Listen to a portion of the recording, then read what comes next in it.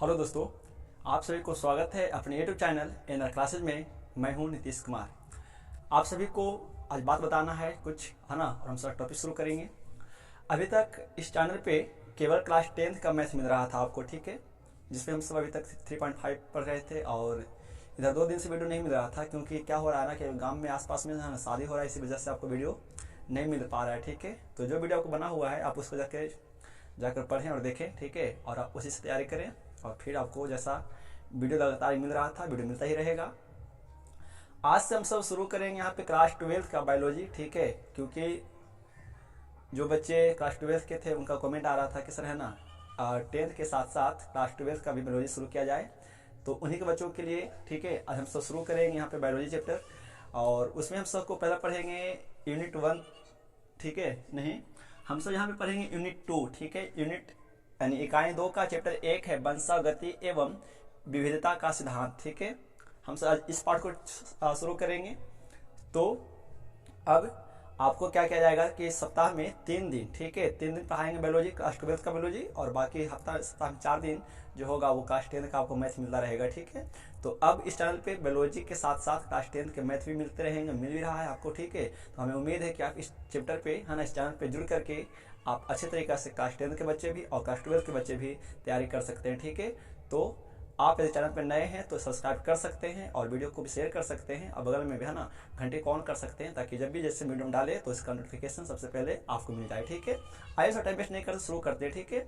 देखिए सबसे पहले जानिए, और हाँ, जो भी क्लास 12th के बायोलॉजी होंगे ना उसका प्ले लिस्ट बना दिया जाएगा, है ना, क्लास 12th के नाम से, ठीक है, क्लास 12th का बायोलॉजी के नाम से प्ले लिस्ट बना दिया जाएगा। आप वहाँ पे जाकर के उसको वीडियो को देख सकते हैं, ठीक है, और मित्रों को भी शेयर कर सकते हैं। और ये वीडियो, है ना, और ये वीडियो सभी बोर्ड के बच्चों के लिए, ऐसा बात नहीं कि केवल बिहार के बोर्ड के बच्चों के वीडियो है या फिर किसी और, मतलब ये वीडियो देखिए, पढ़ाई तो हर बच्चों के लिए एक ही होता है, ठीक है, केवल बोर्ड है थोड़ा सा फर्क हो जाता है, ठीक है, लेकिन 90% क्या होता है ना कि हर बोर्ड के सिलेबस एक ही रहता है, बाकी 10% कुछ भिन्न रहते हैं। तो आप उसका जब तक जो है ना वो भी कम से करा देंगे कंप्लीट वीडियो।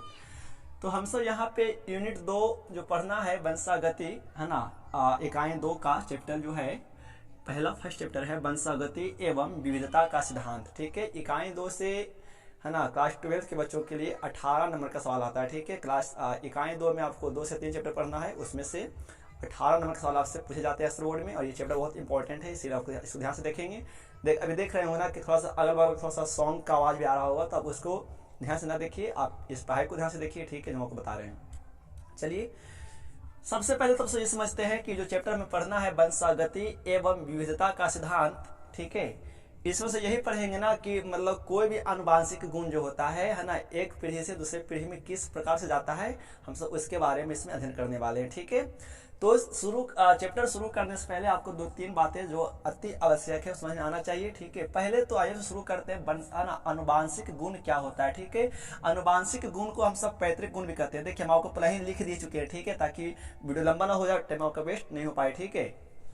तो सबसे पहले आपको ये समझना पड़ेगा कि आनुवांशिक गुण क्या होता है। आनुवांशिक गुण को पैतृक गुण भी कहते हैं, ठीक है। तो समझिए वैसा गुण जो, ठीक है, जो एक पीढ़ी से दूसरे पीढ़ी में हमेशा संचारित होते रहता है, हम सब उसे क्या कहते हैं, आनुवांशिक गुण कहते हैं, ठीक है, या उसे हम सब पैतृक गुण कहते हैं। जैसे समझिए कि यदि किसी के माता पिता का बाल, है ना, घुंघरू टाइप का है तो उनके संतान में भी बाल क्या होगा, घुंघरू टाइप का ही होगा। यदि किसी के पिता का आंख भूरे रंग का है तो उनके संतान का भी आंख क्या होता है, भूरे रंग का हो जाता है, ठीक है। तो वैसा गुण ना जो एक पीढ़ी से लगातार दूसरे पीढ़ी में संचारित होते रहता है, वैसे गुण को क्या कहेंगे हम सब, पैतृक गुण, या उस सब आनुवांशिक गुण कहते हैं, ठीक है। आई होप है कि आपको समझ में आया होगा। चलिए आप आनुवांशिक गुण के बाद समझिए वंशागति क्या होता है। वंशागति को आनुवांशिकता भी कहते हैं, ठीक है। तो देखिए वंशागति का मतलब क्या होता है ना कि, है ना, आनुवांशिक गुण, जब आनुवांशिक गुण एक पीढ़ी से दूसरे पीढ़ी में, है ना, या आनुवांशिक गुण के लक्षण जो एक पीढ़ी से दूसरे पीढ़ी में, है ना, लगातार जाते रहता है, तो उसे क्या कहते हैं, वंशागति, या उसे आनुवांशिकता कहते हैं। फिर सुनिए, आप जब सुनेंगे ध्यान से तो समझ ठीक तरीके से आएगा, ठीक है।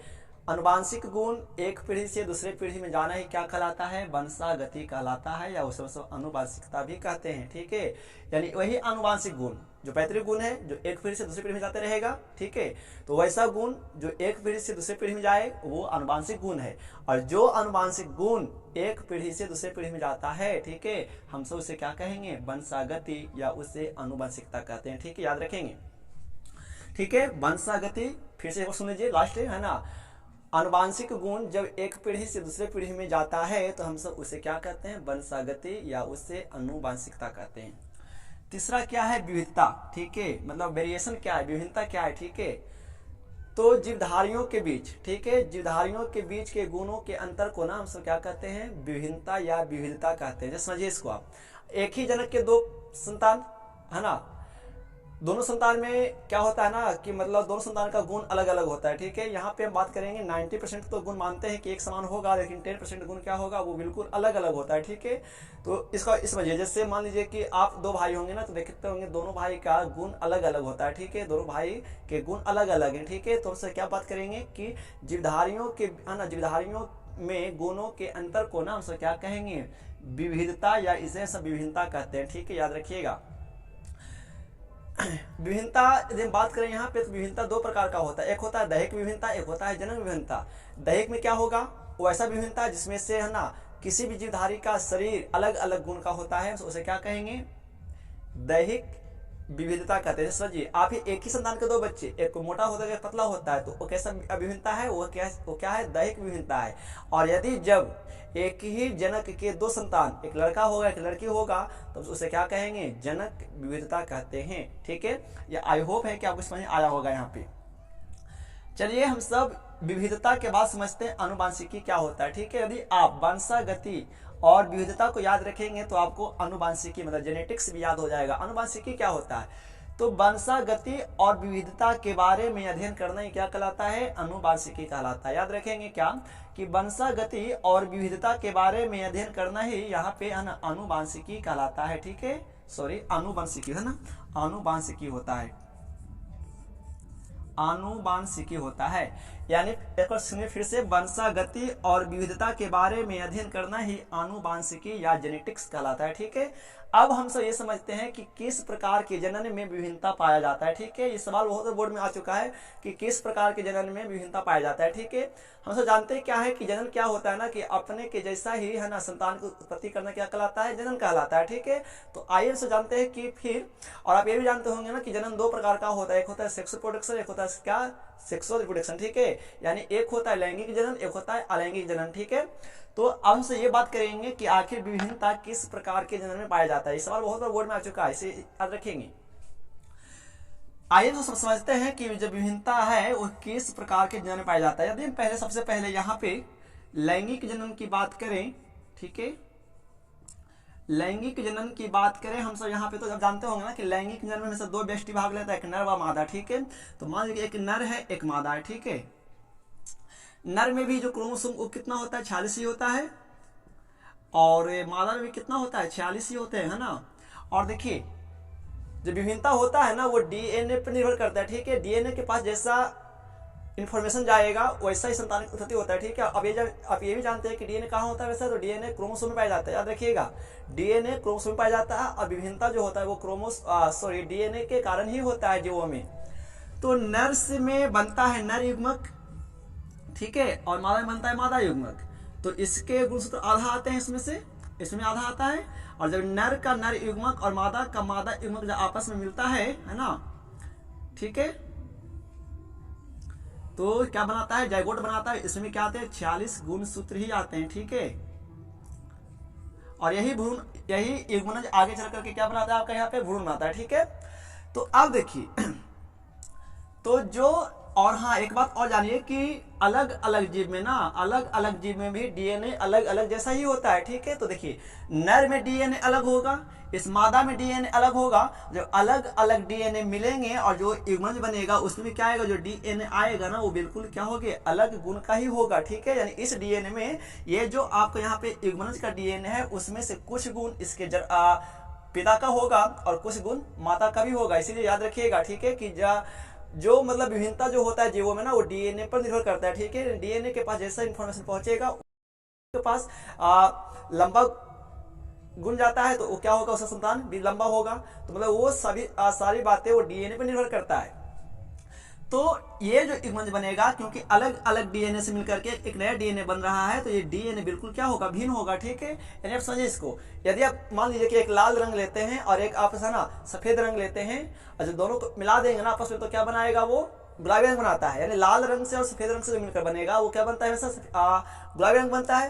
तो क्या बताइए, तो लाल रंग और आपका सफेद रंग मिलने से क्या जो बना वो रंग, वो लाल और उजला था नहीं ना, वो क्या था, गुलाबी रंग था। वो बिल्कुल ही लाल और उजला से दोनों अलग गुण होगा। ठीक है, इसी प्रकार से यहाँ पे जो डीएनए होंगे है ना युग्मनज में, वो बिल्कुल नर और मादा से वो अलग होगा। ठीक है, तो आपने देखा कि विभिन्नता जो पाया जाएगा वो किसमें पाया जाएगा, लैंगिक जनन में। इस बार बहुत बार आ चुका है बोर्ड में। ठीक है, याद रखेंगे, इसीलिए यहाँ पे जो होता है। चलिए यदि हम सब अब ये बात करते हैं कि क्या अलैंगिक जनन में भी डीएनए, अलैंगिक जनन में भी विभिन्नता होता है या नहीं होता, वो जानिए। यदि हम सब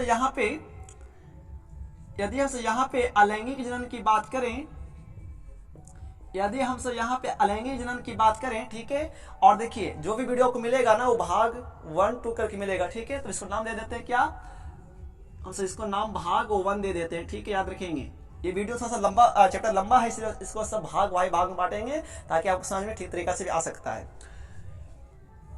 ठीक है, तो अलैंगिक जनन में क्या होता है ना कि एक ही व्यष्टि भाग लेता है, और एक ही व्यष्टि विकसित होकर को क्या करता है, 2 अलग नए संतान का निर्माण करता है। जैसे आप समझिए इसको अमीबा को लेकर के, मान लीजिए कि ये अमीबा है, तो अमीबा का डीएनए, ठीक है, ये है, और जब यही डीएनए विकसित होगा तो क्या बनाएगा, 2 डीएनए, और जब यही 2 डीएनए जब विभक्त होता है, जब ना, तो क्या होगा, एक डीएनए इसके पास आ जाएगा और एक डीएनए इसी के पास आ जाएगा।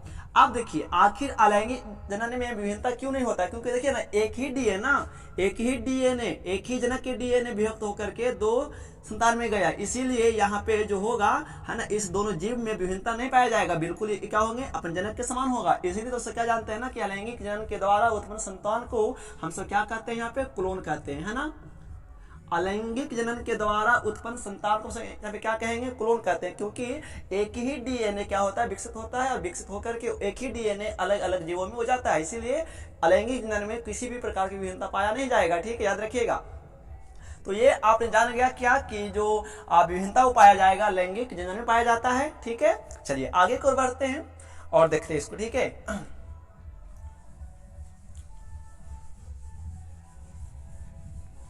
अब ये जानते हैं कि आनुवांशिकी का सिद्धांत किसने दिया। ठीक है, चलिए आनुवांशिकी का सिद्धांत,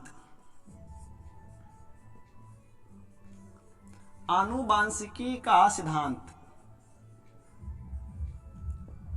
तो आनुवांशिकी का सिद्धांत किसने दिया है, याद रखिएगा, ग्रेगर जॉन मेंडल ने। ठीक है, इनका जो जन्म हुआ था वो 22 जुलाई 1822 ईस्वी में हुआ था। ठीक है, जन्म कहाँ हुआ था, जर्मनी में, याद रखेंगे। ठीक है, इन्होंने ही है ना आनुवांशिकी का जो सिद्धांत दिया, उसके प्रयोग के लिए इन्होंने है ना अपने बगीचे के मटर के पौधे पे किया है। ठीक है, याद रखेंगे। सवाल भी आता है ना कि ग्रेगर जॉन मेंडल ने अपने आनुवांशिकी का सिद्धांत के लिए किस पौधे को चुना, तो मटर के पौधे को चुना है। ठीक है, याद रखिएगा। अच्छा, ग्रेगर जॉन मेंडल थे क्या, तो ये ना एक ऑस्ट्रेलिया का जो थे वो क्या थे, पादरी थे, मतलब है ना एक ऑस्ट्रेलिया के एक मठ था, वो वहाँ के एक पादरी थे, और वहीं से इन्होंने क्या किया कि आनुवांशिकी का सिद्धांत दिया। ये आनुवांशिकी का सिद्धांत लगभग 1856 से लेकर के 1800 लमसम है ना, ये आपको 57 से लेकर के 1865 ईस्वी तक, यानी 7 साल तक इन्होंने आनुवांशिकी के सिद्धांत के बारे में अध्ययन किया और एक नया सिद्धांत दिया जिसे आनुवंशिकी का सिद्धांत कहते हैं। लेकिन दुर्भाग्यवश क्या हुआ कि इनके उस समय के जितने भी वैज्ञानिक थे इनके प्रयोगों को समझ नहीं पाए थे, ठीक है, और इनका डेथ हो गया था। इसीलिए इन्हीं का जो ये जो सिद्धांत था वो बिल्कुल लोगों को समझ नहीं आया था, ठीक है। और इनका सिद्धांत जब इन्हीं के सिद्धांत को लेकर के जब नए नए वैज्ञानिक है ना लमसम 1900 ईस्वी में है ना 3 वैज्ञानिक आए और फिर से 3 वैज्ञानिक ने है ना गेरर जॉन मेंडल के किए गए प्रयोगों को फिर से दोहराया, तो पाया गया क्या कि उस समय जो मेंडल ने जो प्रयोग में अपना सिद्धांत दिया था वो बिल्कुल सही था। इसीलिए ठीक है, इसीलिए आनुवंशिकी का सिद्धांत गेरर जॉन मेंडल को कहा जाता है, याद रखेंगे। तो हमें विश्वास है कि अब इतना समझ आया होगा, ठीक है। तो तब तक के लिए नमस्कार, है ना। आप सभी बच्चे लॉकडाउन की वजह से पढ़ाई नहीं हो पा रहा है, तो हमें विश्वास है और हमें बहुत आपकी मेहनत करेंगे, ठीक है, कि ताकि आप हमारे वजह से आप अच्छे नंबर से पास करें क्लास 12 और 10 के बच्चे। कहा गया है ना कि हो चुका है आगाज पढ़ाई सीखने और सिखाने की, इस बार अब आपकी बारी है 2022 में फिर से दिखाने की, ठीक है। तो आप चैनल पे जुड़े रहें, तब तक के लिए धन्यवाद। मिलते हैं अगले वीडियो में। Thanks for watching. जुड़े रहिए इन आवर क्लासेस के साथ।